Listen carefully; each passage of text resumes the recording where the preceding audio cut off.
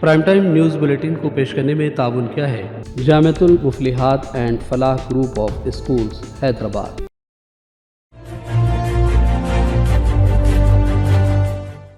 अस्सलामुअलैकुम नाज़रीन, आप देख रहे हैं सियासत टीवी पर प्राइम टाइम न्यूज़ बुलेटिन। मैं हूं नाज़िमा। सबसे पहले नजर डालते हैं हेडलाइंस पर। मोदी की गारंटी और वारंटी खत्म, राहुल गांधी को अपोजिशन लीडर का ओहदा कबूल करना चाहिए। वजीर आला रेवंत रेड्डी का बयान, कहा मोदी हुकूमत ने अवाम को दिया है धोखा। सदर तेलुगुदेशम एन चंद्रबाबू नायडू 12 जून को लेंगे आंध्र प्रदेश के चीफ मिनिस्टर के ओहदे का हलफ। अमरावती में बड़े पैमाने पर तैयारियों का आगाज। मुल्क में बर्ड फ्लू का फैलाव, कई मुर्गियां शिकार, आलमी इदारे सेहत का इंतबाह। केरल आंध्र प्रदेश में एहतियाती तदाबीर, मुर्गियों की जांच। तमिलनाडु की सरहदों पर चेक पोस्ट। रामोजी राव की आखिरी रसूमात तमाम सरकारी अज़ाज़ात के साथ अदा की जाएगी, हुकूमत का ऐलान। पद्मा विभूषण रामोजी की मौत से सहाफत को बड़ा सदमा। उर्दू खबरों की 24 घंटे नशरियात के बानी थे रामोजी। मुस्लिम तहफ़्फ़ुज़ात आंध्र प्रदेश में रहेंगे बरकरार, नारा लोकेश ने की वजाहत। कहा पसमानदगी की बुनियाद पर तहफ़्फ़ुज़ात, तमाम तबक़ात की एकसां तरक्की तेलुगुदेशम की पॉलिसी, मुस्लिम खुशनुदी करार देना गलत। शहर में मूसलाधार बारिश से मौसम हुआ खुशगवार, मुसलसल बारिश की पेश क़यासी। अवाम को एहतियात बरतने महकमे का मशवरा। मोदी की हलफबरदारी तकरीब में 7 ममालिक के सबरहान को दी गई दावत, तमाम तर तैयारियां मुकम्मल। राहुल गांधी को अपोजिशन लीडर बनाने पर CWC में करारदाद मंजूर, जल्द किया जाएगा फैसला। और कंगना को किसानों की तौहीन करने का मिला करारा जवाब, थप्पड़ मारे जाने के वाकयात पर मुख्तलिफ कायदीन का रद्द-ए-अमल। कहा संभल कर बयानबाजी का कंगना को दिया गया मशवरा। हेडलाइंस आपने देखी, अब पेश है खबरों की तफसील। वजीर आला रेवंत रेड्डी ने कहा कांग्रेस पार्टी रहनुमा राहुल गांधी को अपोजिशन लीडर का ओहदा कबूल करना चाहिए। उन्होंने जोर देते हुए कहा 140 को हिंदुस्तानियों का जो मुतालबा है वही उनका भी मुतालबा है, क्योंकि राहुल गांधी खवातीन और बेरोजगारों के लिए लड़ाई लड़ रहे हैं। रेवंत रेड्डी ने दारुल-हुकूमत नई दिल्ली में CWC इजलास के आगाज से पहले मीडिया से बात कर रहे थे और इस मौके पर उन्होंने कहा 10 साल के दौरान मोदी हुकूमत ने सिर्फ और सिर्फ किसानों के खिलाफ काम किया, बेरोजगारी पर आवाम को धोखा दिया। इस सवाल पर कि क्या मोदी हुकूमत 5 साल चलेगी, तो रेवंत रेड्डी ने कहा वो इस बात की पेश क़यासी नहीं कर सकते क्योंकि वो ज्योतिषी तो नहीं है। तो 140 करोड़ जनता की जो मांग है, हमारा भी वही मांग है। Rahul Gandhi ji has to take position as a leader of opposition, क्योंकि ये 10 साल से नरेंद्र मोदी जी सरकार जो किसानों के खिलाफ आवाज़ उठाए, बेरोज़गारी में धोखा दिए, ऐसे सब सारे जनता को जो धोखा दिए, ये सब सारे मौके पे राहुल गांधी जी ने जिम्मेदारी उठाए। ये किसानों के लिए, बेरोज़गार युवता के लिए, महिलाओं के लिए राहुल गांधी लगातार लड़ते रहा है। तो इसीलिए आज के तारीख में आप लोगों को कोई सवाल करने का कोई आपको मौका भी नहीं मिलेगा। प्रधानमंत्री मोदी ने कल संसदीय दल की बैठक में कहा कि जिन राज्यों में कांग्रेस जीत कर आई है आपके राज काबिल में, वहाँ भी हमने बहुत अच्छा प्रदर्शन किया, लोग जान गए हैं। वहाँ पर भी आपके शासन में 1 साल में भी आप लोगों ने मांग पूरी नहीं की, इसलिए मैंडेट दिया है। वो उनके पूरा आंकड़े पता नहीं होगा। तेलंगाना में उन लोगों को 4 थे, इस बार 8 मिले। पिछले बार हमको 3 था, इस बार 8 मिले। और असेंबलियों में भी हम लोगों को पिछले बार सरकार बनाया जब 64 असेंबलीज में हमको मेजॉरिटी आए थे। इस बार 64 + 1 असेंबली बाई इलेक्शन आए तो वो भी हम जीत लिया, अभी 65 हो गए। और पिछले बार असेंबली इलेक्शन में हमको 39.5 वोटिंग शेयर मिला था। इस बार 41% वोटिंग शेयर मिले थे हमारे सरकार को। तो इसीलिए मोदी जी आपके जो प्रदेश से गलत आंकड़े आपको दिखा रहे, आपके नेता लोग गलत फहमी में मत पड़ो। और दूसरी बात रहा, महाराष्ट्र में आपके सरकार है, पर महाराष्ट्र में आपके हाल क्या हो गए? उत्तर प्रदेश में जहां पर मोदी जी प्रधानमंत्री बने वाराणसी में, कितना वोटिंग परसेंटेज मिले, कितना मेजॉरिटी मिले, और कितना सीट मिले। इसका मतलब महाराष्ट्र और उत्तर प्रदेश में मोदी जी सरकार के खिलाफ लोग कांग्रेस पार्टी को जिताए तो जिम्मेदारी लेकर उत्तर प्रदेश में मोदी जी इस्तीफा देना चाहिए था। और इस बार मोदी गारंटी कह कर गए, मोदी गारंटी की वारंटी खत्म हो चुकी है, तो मोदी जी इस्तीफा दिए तो शोभा है। आंध्र प्रदेश असेंबली इंतखाबात में शानदार कामयाबी के बाद सदर तेलुगुदेशम एन चंद्रबाबू नायडू 12 जून को चीफ मिनिस्टर के ओहदे का हलफ उठाएंगे। इस सिलसिले में अमरावती में बड़े पैमाने पर तैयारियां शुरू हो गई हैं। नायडू ने इब्तिदा में 9 जून को हलफ बर्दारी का फैसला किया था, ताहम इतवार को मोदी की हलफ बर्दारी के सबब उन्होंने अपनी तारीख में तब्दीली कर दी। चंद्रबाबू नायडू ने आंध्र प्रदेश काबीना की तश्कील के मसले पर पार्टी कायदीन के साथ 2 मरतबा मुशाविरत की। ये भी बताया जाता है कि मोदी को हलफ बर्दारी तकरीब में शिरकत की दावत भी दी गई है। जनरल सेक्रेटरी तेलुगुदेशम नारा लोकेश ने वाज़ेह किया कि आंध्र प्रदेश में मुस्लिम तहफ़्फ़ुज़ात जारी रहेंगे। एक कौमी न्यूज़ चैनल को इंटरव्यू में नायडू के फर्जंद नारा लोकेश ने कहा, आंध्र प्रदेश में गुज़िश्ता 2 दहों से मुस्लिम तहफ़्फ़ुज़ात पर अमल किया जा रहा है और उनकी पार्टी तहफ़्फ़ुज़ात की बरकरारी के अहद की पाबंद है। नारा लोकेश ने कहा, तहफ़्फ़ुज़ात समाजी इंसाफ के तहत फराहम किए जाते हैं और इसे मुसलमानों की खुशनुदी करार देना गलत होगा। सफर हज पर जाने की आरज़ू लिए हर मोमिन जिंदगी में दुआएं मांगता है और जब इसकी दुआ कबूल हो जाती है तो मसरत भी लायक दीद होती है। वैसे तो जायसा रियासत से मुंतखब आज़मीन का आखिरी काफिला रवाना हुए 1 हफ्ते से भी ज्यादा का वक्त गुजर गया है और हाजी अब मदीने से मक्का की जानिब रवाना हैं। रियासत के हज हाउस से जाने वाले मुंतखब आज़मीन में एक बार फिर उस वक्त मसरत की लहर दौड़ गई जब वो लोग सफर हज के लिए ना जा सके थे और किसी न किसी सबब रोक दिए गए थे। हमारे नुमाइंदे फ़हीम अंसारी की रिपोर्ट के मुताबिक जुमा की शाम 99 मुंतज़िर आज़मीन के काफिले को झंडी दिखाकर चेयरमैन हज कमेटी खुसरो पाशा और दीगर जिम्मेदारान ने हज हाउस से कर्नाटक के लिए रवाना किया। हाजियों की खुशी और मसरत देखने लायक थी। इस मौके पर हाजियों को सब्र, इबादत और दुआओं की खूब तलकीन की गई। वाज़ेह है कि 11,672 आज़मीन हज हाउस से अब तक रवाना हो चुके हैं। हमारा आखिरी काफिला तो जा चुका था, वेटिंग लिस्ट क्लियर हुई, उसके अंदर फिर हमें खिदमत करने का मौका मिला। आज इस बस में 99 आज़मीन हज यहाँ से रवाना हो रहे हैं, क्योंकि पूरी फ्लाइट नहीं होने की वजह से आधी फ्लाइट चेन्नई में थी, तो यहाँ से हम चेन्नई उनको अटैच कर रहे हैं, वहाँ से वो लोग सीधा सऊदी को जिद्दा को पहुँचेंगे। और खास बात मैं कहना चाहता हूँ, इसके अंदर एक वो शख्स है जो जिसका वीज़ा कैंसिल हो गया था, जिनको फॉर्म को रिजेक्ट कर दिया गया था पैसे नहीं देने के तौर पर, फिर अहले खैर हजरात ने उनको मदद किया। हमारे ये साहब लेटर लिखकर वो जोड़े का वीज़ा मंगाए, वो लोग भी इसके अंदर सवार है। और एक शख्स के वहाँ पर बॉम्ब को मार लगा था, तो हज कमेटी अपने खर्चे से उनको वापस बुलाए, उनके जगह पे उनके भाई को वहाँ पर रवाना कर दिया गया। और एक निजामाबाद के हाजी का वहाँ इंतकाल हुआ था, तो उनके जगह उनके मुहर्रम के लिए उनके दूसरे बेटे को यहाँ से आज इस बस में रवाना किया जा रहा है। हम 24 घंटे नजर रखे हुए हैं। आप लोगों की बात की मैं वजाहत करना चाहता हूँ, स्टेट हज कमेटी का काम कुछ और है, सेंट्रल हज कमेटी का काम कुछ और है, हज मिशन का काम कुछ और है, सऊदी गवर्नमेंट का काम कुछ और है। जैसा कि मीना में जो खेमे लगाते हैं वो सऊदी गवर्नमेंट लगाती है, और वहाँ पर जो बिल्डिंग सिलेक्शन होती है, सीटी ईरानी गए थे हज से 2-3 महीने पहले, building selection committee central minority affair ministry के तहत आता है, वो बिल्डिंग को सेलेक्ट करते हैं। वो वहाँ पर जो यानी जो एयर के जो जैसा कि फ्लाइट्स बुक कराना है वो भी सेंट्रल हज कमेटी करती है। वहाँ का जो ट्रांसपोर्ट है वो भी जो है सेंट्रल हज कमेटी करती है, यानी माइनॉरिटी अफेयर डिपार्टमेंट करता है। तो स्टेट हज कमेटी का उससे कोई ताल्लुक नहीं रहता। फिर भी हमारे खादिमुल हुज्जाज इन आज़मीन के साथ है। हर साल 300 आदमी पे एक खादिमुल हुज्जाज हुआ करता था, इस साल 200 आज़मीन पर एक खादिमुल हुज्जाज है। वो वहाँ पर उनकी रहनुमाई कर रहे हैं, वहाँ पर उनकी मदद कर रहे हैं। किसी किस्म की कोई तकलीफ हो तो सऊदी गवर्नमेंट से हो या सीजी हज से हो या सेंट्रल हज कमेटी से हो, वो लोग नुमाइंदगी कर रहे हैं ताकि हमारे आज़मीन को किसी किस्म की कोई तकलीफ ना आए। और आज जो हाजियाँ जा रहे हैं वो सिर्फ तेलंगाना के हैं? सिर्फ तेलंगाना की हाजियाँ हैं। जुमला कितने हैं? 99 हाजियाँ यहाँ से आज जा रहे हैं।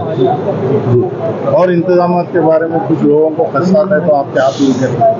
देखिए, मैं आपको अभी फिर से दोबारा बता रहा हूँ, हज जो है 3-4 यानी जैसे सेंट्रल हज committee, Saudi government, minority welfare ministry और हज कमेटी, ये सबको मिलकर होता है। यहाँ हमारा काम कुछ और है और उनका काम कुछ और है। अब हाजी पहुंच चुके हैं वहाँ पे, इबादतों में भी है, जी करेंगे तो उनके हालात से आप वाकिफ हैं? बराबर वाकिफ है। वहाँ हमारा जो खादिमुल इजाज़ है वो हमें वाकिफ करवा। जैसे सुबह से 2 की शुगर बढ़ गई थी, उनके कौन से दवाखाने में हमारा व्हाट्सएप ग्रुप बनाया गया तमाम खादिमुल इजाज़ का।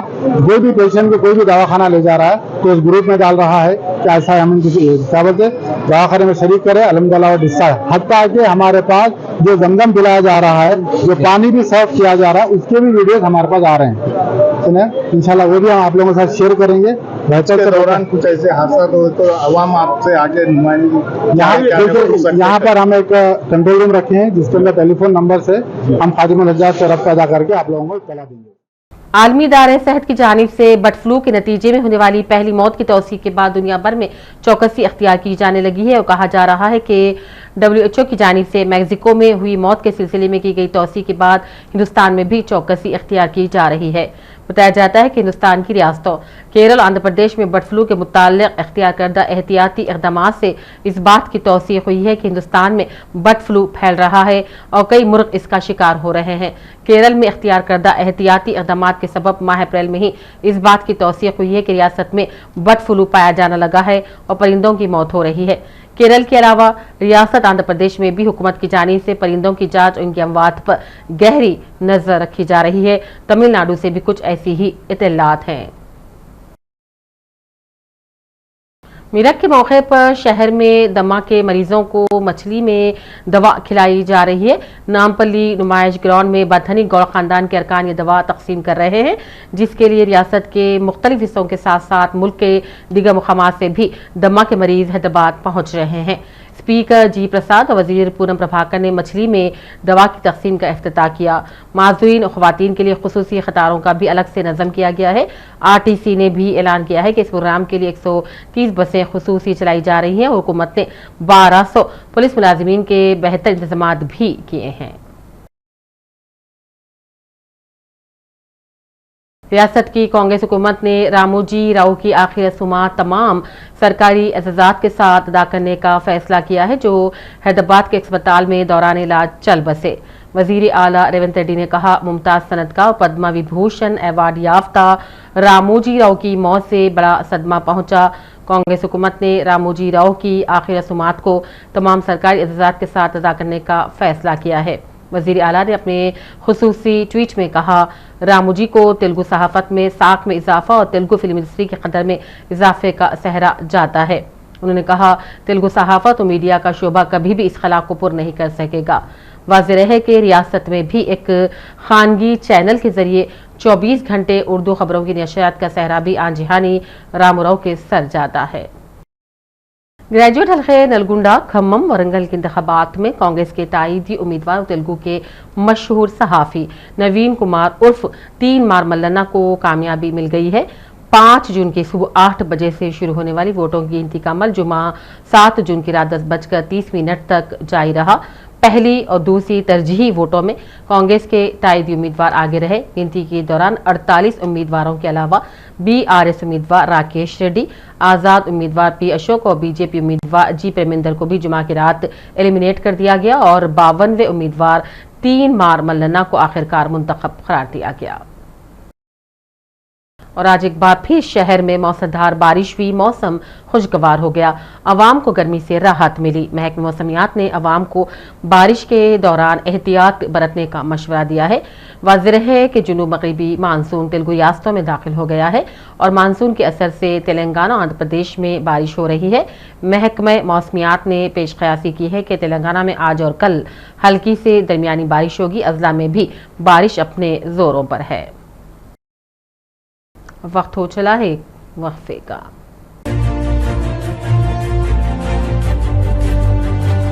Jamiatul Muflihat and Falah group of schools नए तालीमी साल के लिए दाखिले जारी है। नर्सरी तक 10th इंग्लिश और उर्दू मीडियम, इस्लामी स्टडीज, नाज़िला व हिफ्ज़ और आलिमियत कोर्स के साथ इसके अलावा 10वीं जमात कामयाब लड़के व लड़कियों के लिए 3 साला आलिम कोर्स, फजीलत और तदरीस शोबे हिफ्ज़। हमारे ब्रांचेस कोत्तापेट, बालापुर, शरीफ नगर, RCI रोड और किशनबाग। लड़के और लड़कियों के लिए हॉस्टल और ट्रांसपोर्ट की सहूलत के अलावा सेपरेट बिल्डिंग्स।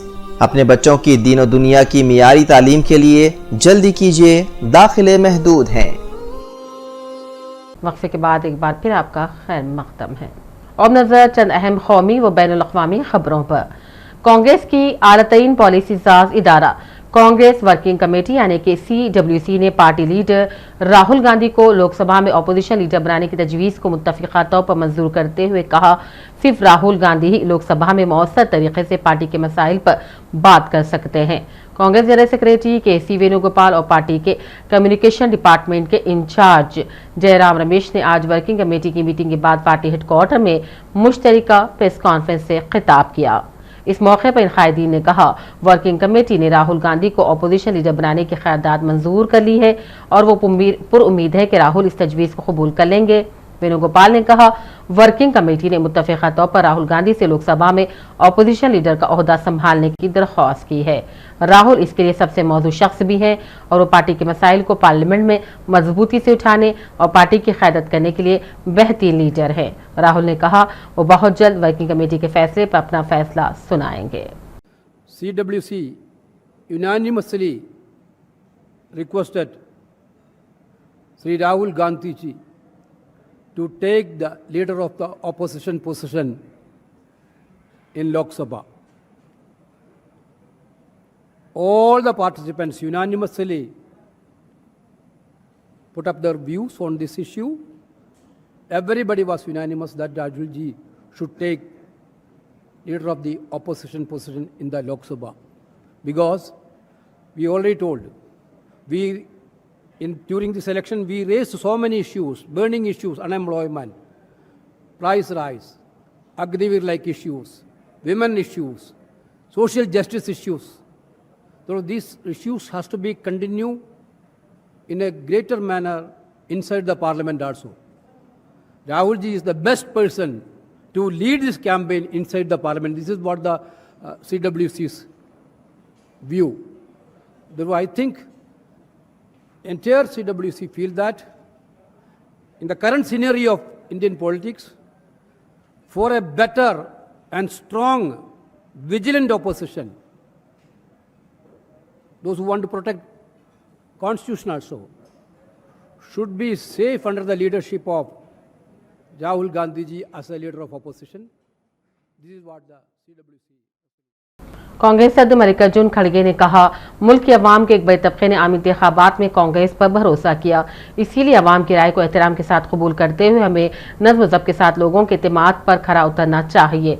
आम इंतखाबात के बाद पहली बार मुनक़िदा पार्टी की आला पॉलिसी साज तंजीम कांग्रेस वर्किंग कमेटी की मीटिंग से खिताब करते हुए खड़गे ने कहा, मुल्क की अवाम ने अपोजिशन के इत्तेहाद और कांग्रेस को इज्जत बख्शी है और इसके लिए पार्टी को हर सतह पर काम करना होगा।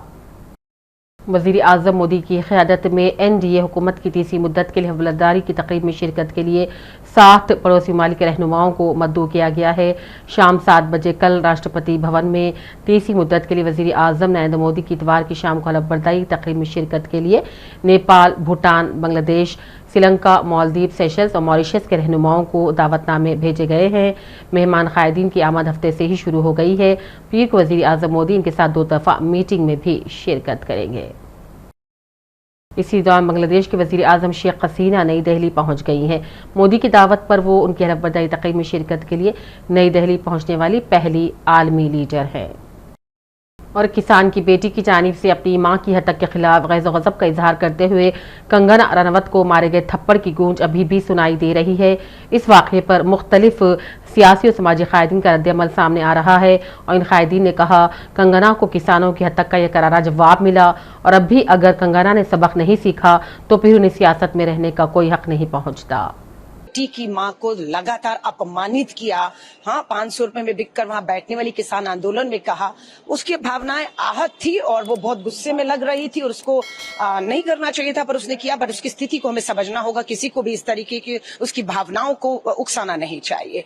कंगना रनौत ने जो वहाँ कहा, देखिए जो उस लड़की ने कहा, मेरे ख्याल में पहली बात तो मैं उसके पक्ष में नहीं हूँ कि सिक्योरिटी की चेक के टाइम पे कोई थप्पड़ लगा दे, ऐसा होना नहीं चाहिए।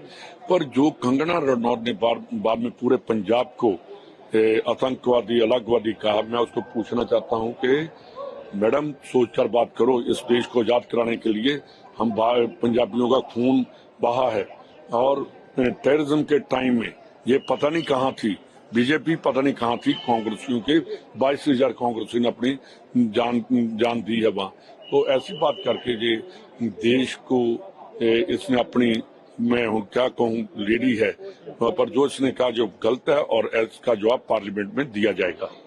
वो इन्वेस्टिगेट कर रहे हैं, लेट्स सी क्या निकलता है उससे। लेकिन बतौर प्रतिनिधि ऐसा होना चाहिए था मैम, आपको लगता है? अनफॉर्चुनेट है कि किसी महिला पे ऐसा हाथ उठा, वो उसके बारे में तो अब इन्वेस्टिगेशन चली है। क्या अकालीदल की खातून रहनुमा हरसिमरत कौर ने भी इसी ISF कांस्टेबल की जानिब से चंडीगढ़ एयरपोर्ट पर कंगना रनावत को थप्पड़ मारे जाने के वाक़ये पर रद्द-ए-अमल दिया और कहा कंगना को अब संभल जाना चाहिए। इस तरह की इश्तियाल अंगेज बयानबाजी का यही नतीजा निकलता है। अपनी हाई कमांड को खुश करने के बजाय अपनी थोड़ी जिम्मेवारी को समझना चाहिए कि वो एक ऐसे ओहदे पे बैठी हुई हैं, चाहे वो एक एक्ट्रेस थी, एक्ट्रेस होने के नाते भी बहुत सारे लोग उनको फॉलो करते हैं। जब आप बेखुदा बातें आप करती हैं और फालतू की टिप्पणियाँ करती हैं, उसका रिएक्शन होता है। अब आपकी मदर को कोई जो वो शब्द बोलते जो आपने दूसरों की मामों के लिए बोला, तो मुझे नहीं लगता आपको भी अच्छा लगेगा। तो आपको जब उसका भुगतना पाया, उसमें अपनी गलती देखने के शर्मिंदगी महसूस करने के बजाय आप और दो चीज़ें और उनको आतंकवादी वगैरह बोल के, और तो आप ये जो आपकी पार्टी की नीति है जहर घोलना, ये अपने ज़बान पे आप लगाम दें और जहर घोलने के बजाय मलहम लगाएं और मिठास फैलाएं, तो शायद इन चीज़ों का आपको। उधर सऊदी वज़ीर दिफा शहजादा खालिद बिन सलमान की हिदायत पर अमल करते हुए वज़ारत दिफा ने जारिया साल के हज के लिए तैयारियां मुकम्मल कर ली हैं और वो सिक्योरिटी सर्विसेज और सरकारी इदारों के काम में मदद के लिए तैयार है। वज़ारत दिफा में हज उमूर की निगरान कमेटी ने अय्याम हज के लिए मनसूबे को हतमी शक्ल दे दी है। अस्करी, तिब्बी, दीगर इदारों से अफरादी क़ुव्वत और इजाफी अहलकारों को मक्का मुकर्रमा, मशाइर मुक़द्दसा और मदीना मुनव्वरा में आज़मीन हज की खिदमत और रहनुमाई के लिए तैनात किया गया है। वज़ारत दिफा के मुख्तलिफ यूनिट्स को अमन आमा में मुआविनत के लिए हज के दिनों में वज़ारत दाखिला के साथ मिलकर काम करने के लिए हिकमत अमली मुरत्तिब कर ली गई है।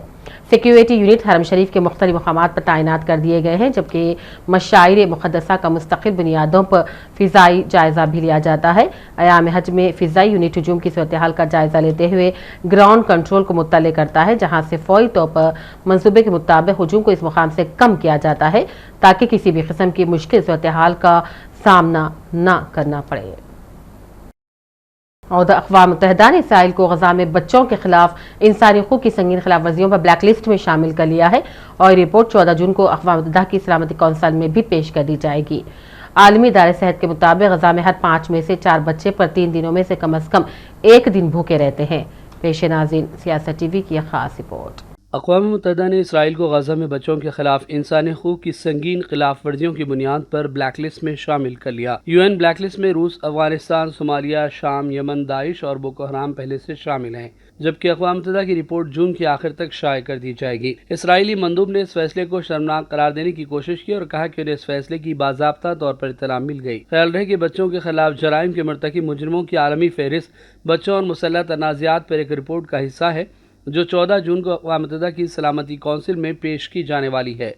बच्चों और मुसल्लह तनाज़ात पर अक़वाम मुत्तहिदा के सेक्रेटरी जनरल की जानिब से सलामती कौंसिल को पेश की जाने वाली रिपोर्ट बच्चों के कत्ल, उन्हें माजूर करने, उनके साथ जिनसी ज़्यादती, उनके अगवा, बच्चों तक इमदाद तक रसाई से इनकार और स्कूलों और हस्पतालों को निशाना बनाए जाने का अहाता करती है। इस दौरान अक़वाम मुत्तहिदा में पाकिस्तान के मुस्तक़िल नुमाइंदे मुनीर अकरम ने रद्द-ए-अमल में कहा कि इसराइली फ़ौज को बच्चों के खिलाफ जराइम के मरतकिब मुजरिमों की आलमी फ़हरिस्त में शामिल किया जाना ऐन मुतवक्को था और ये पहले ही हो जाना चाहिए था। उन्होंने इन तमाम ममालिक की मज़म्मत की जो इसराइल को हथियार फराहम कर रहे हैं।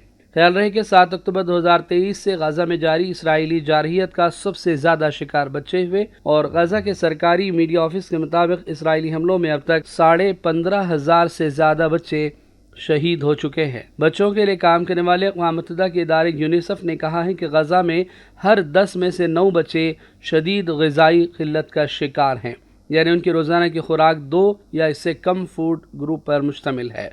आलमी इदारे सेहत के मुताबिक गजा में हर 5 में से 4 बच्चे हर 3 दिनों में कम अज़ कम 1 दिन भूखे रहते हैं। डिफेंस फॉर चिल्ड्रन इंटरनेशनल फ़लस्तीन का कहना है कि इस जंग में हज़ारों फ़लस्तीनी बच्चे ज़ख्मी भी हुए जो ज़िंदगी भर इस जंग के जिस्मानी और नफ्सियाती असरात से निकलने की कोशिश करते रहेंगे। ब्यूरो रिपोर्ट, सियासत टीवी। आखिर में हेडलाइंस पर डालते हैं एक और नजर। मोदी की गारंटी और वारंटी खत्म, राहुल गांधी को अपोजिशन लीडर का ओहदा कबूल करना चाहिए। वजीर आला रेवंत रेड्डी का बयान, कहा मोदी हुकूमत ने अवाम को दिया है धोखा। सदर तेलुगुदेशम एन चंद्रबाबू नायडू 12 जून को लेंगे आंध्र प्रदेश के चीफ मिनिस्टर के ओहदे का हलफ। अमरावती में बड़े पैमाने पर तैयारियों का आगाज। मुल्क में बर्ड फ्लू का फैलाव, कई मुर्गियां शिकार, आलमी इदारे सेहत का इंतबाह। केरल आंध्र प्रदेश में एहतियाती तदाबीर, मुर्गियों की जांच, तमिलनाडु की सरहदों पर चेक पोस्ट। रामोजी राव की आखिरी रसूमात तमाम सरकारी एजाज़ात के साथ अदा की जाएगी, हुकूमत का ऐलान। पद्मा विभूषण रामोजी की मौत से सहाफत को बड़ा सदमा, उर्दू खबरों की 24 घंटे नशरियात के बानी थे रामोजी। मुस्लिम तहफ़्फ़ुज़ात आंध्र प्रदेश में रहेंगे बरकरार, नारा लोकेश ने की वजाहत। कहा पसमानदगी की बुनियाद पर तहफ़्फ़ुज़ात, तमाम तबक़ात की यकसां तरक्की तेलुगुदेशम की पॉलिसी, मुस्लिम खुशनुदी करार देना गलत। शहर में मौसलाधार बारिश से मौसम हुआ खुशगवार, मुसलसल बारिश की पेश क़यासी, आवाम को एहतियात बरतने महकमे का मशवरा। मोदी की हलफबरदारी तकरीब में 7 ममालिक के सरबराहान को दी गई दावत, तमाम तर तैयारियां मुकम्मल। राहुल गांधी को अपोजिशन लीडर बनाने पर CWC में करारदाद मंजूर, जल्द किया जाएगा फैसला। और कंगना को किसानों की तौहीन करने का मिला करारा जवाब, थप्पड़ मारे जाने के वाक़यात पर मुख्तलिफ कायदीन का रद्द-ए-अमल। कहा संभल कर बयानबाजी का कंगना को दिया गया मशवरा। इसी के साथ प्राइम टाइम न्यूज़ बुलेटिन का सिलसिला यहीं अख्तिताम को पहुंचता है। पूरी टीम के साथ दीजिए इजाज़त और देखते रहिए सियासत टीवी। अल्लाह हाफिज़। प्राइम टाइम न्यूज़ बुलेटिन को पेश करने में ताउन किया है Jamiatul Muflihat and Falah group of schools Hyderabad. Jamiatul Muflihat and Falah group of schools नए तालीमी साल के लिए दाखिले जारी है। नर्सरी तक 10th इंग्लिश और उर्दू मीडियम, इस्लामी स्टडीज, नाज़िला व हिफ्ज़ और आलिमियत कोर्स के साथ इसके अलावा 10वीं जमात कामयाब लड़के व लड़कियों के लिए 3 साला आलिम कोर्स, फजीलत और तदरीस शोबे हिफ्ज़। हमारे ब्रांचेस कोत्तापेट, बालापुर, शरीफ नगर, RCI रोड और किशनबाग। लड़के और लड़कियों के लिए हॉस्टल और ट्रांसपोर्ट की सहूलत के अलावा सेपरेट बिल्डिंग्स।